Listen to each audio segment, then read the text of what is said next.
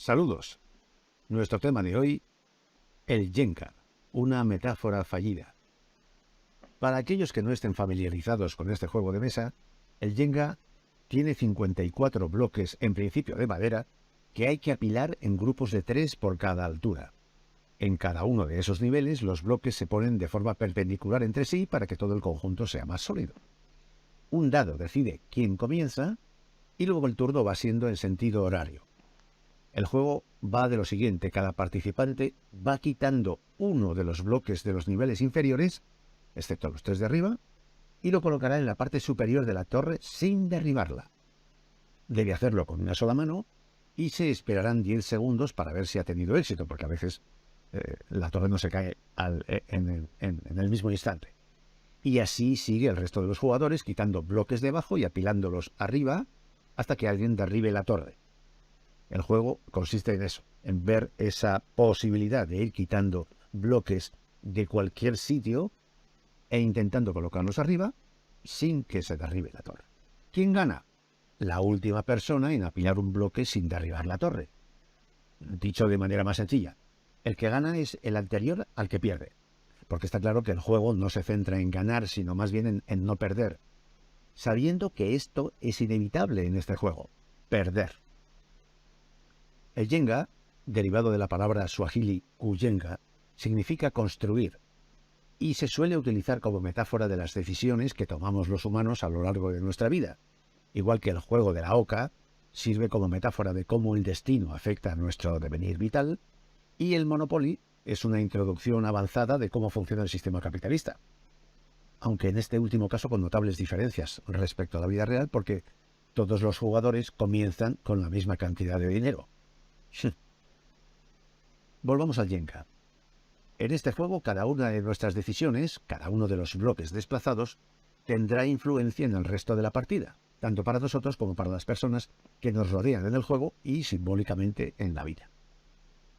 El problema es que los teóricos de la seguridad 2, y más significativamente los del movimiento HOPE, Human Organizational Performance, lo han elevado a icono de su sistema de pensamiento, queriendo aludir a la toma de decisiones en situación de riesgo, y a que las cosas no siempre salen según lo planeado.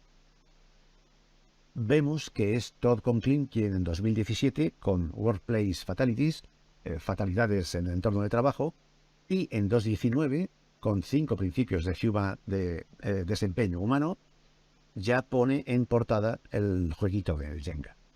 En 2020, Brent Sutton también saca un libro con lo mismo, con el Jenga en portada: la práctica de los equipos de aprendizaje. Bob Edwards, un colega también de la misma, en convergencia con esa corriente, publica su guía de Bob del aprendizaje operativo. En 2021, Brent Sutton y Jeffrey Lees sacan Aprendiendo de la tarea cotidiana. Y, por fin, en este mismo año, en 2022, Todd Conklin junto a Sidney Dekker sacan Do Safety Differently. Ejecute la seguridad de manera diferente, lo mismo, con el mismo Jenga siempre en la portada. El Jenga es un juego de los llamados suma cero, es decir, donde alguien gana y alguien pierde, como el ajedrez, como el Go o Otelo. No es un juego de azar, es un juego de elecciones.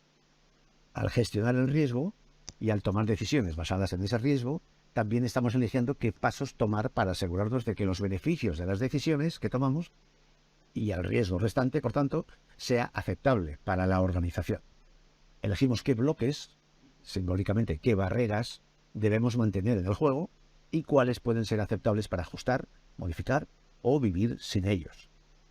De lo que no parecen darse cuenta los del Hope es de que en el Jenga hay dos diferencias vitales respecto a la vida real que destruyen la posibilidad de que sea una metáfora. Una, en el Jenga es inevitable perder. Eso no es así en la vida real, y a eso precisamente nos dedicamos los prevencionistas. Y dos, es divertido perder, o al menos ver perder a otro compañero de juego.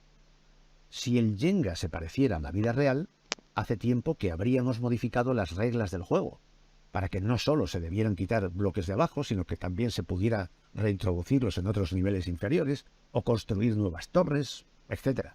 Es decir, modificaciones de los procedimientos para evitar perder necesariamente, ya sea que perdamos materiales o perdamos vidas. Pero en el Jenga es divertido perder. Uh-oh. The shift. entire... The shift. Oh, and there it is.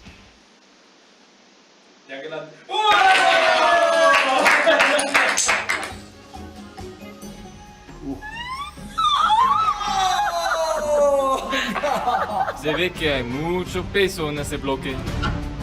Casi, casi. Casi quitaron el bloque. Está yendo.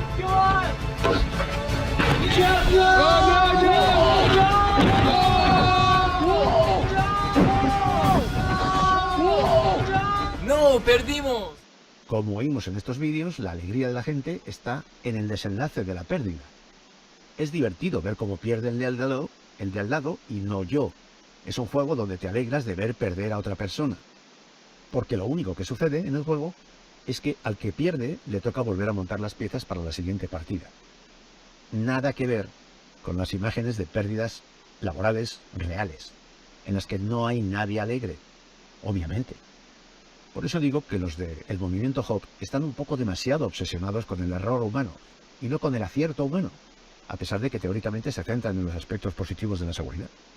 Acierto humano previniendo fallos de procedimiento, rediseñando entornos, mejorando interacciones, promoviendo mejores estilos comunicativos. Resumiendo, el Jenga es un juego divertido.